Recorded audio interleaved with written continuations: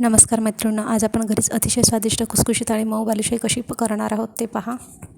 साहित्य: 2 कप मैदा, अर्धा कप तूप, अर्धा चमचा बेकिंग पावडर, 1 कप दही किंवा अर्धा कप दही तळण्यासाठी तेल। दह्याची क्वांटिटी कमी किंवा जास्त अशी घेऊ शकता। एका भांड्यात मैदा, बेकिंग पावडर, तूप एकत्र करून घ्या। त्यात दही घालून मऊसर मिसळून घ्या। वाटेल तर 1 ग्लास पाणी आणखी घाला।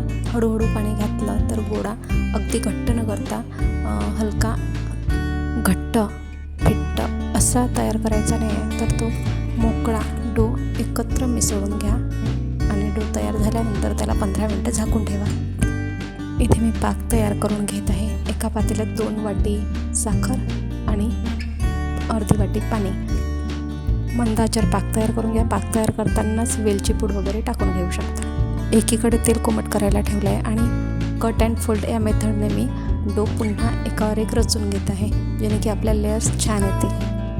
छोटे छोटे गोळे आणि मध्यभागी असा एक खड्डा करून बालुशाही तयार करून घ्या। उरलेल्या बालुशाही मी इथे तयार करून घेत आहे। वाटेल त्या आकाराच्या न करता छान छोट्या आकाराच्या तयार करा। छान छोट्या आकाराच्या जर राहिल्या तर त्या तळतानाही त्रास होणार नाही आणि खुसखुशीत होतील। आतून त्या चांगल्या तळून येतील।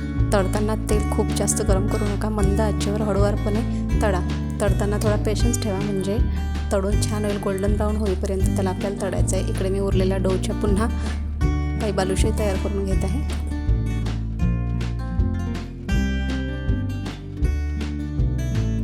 साईडला केलेल्या पाकामध्ये मी प्रत्येक बालुशाहीची बॅच तळून झाल्यानंतर 15 मिनिटं ठेवत आहे। बालुशाही बघू शकता तुम्ही किती लेअर बनलेले आहेत। प्रत्येक बॅच आपल्याला फक्त 15 ते 20 मिनिटं ठेवायची, नंतर त्याला दुसऱ्या पातेल्यात काढून घ्यायची आहे।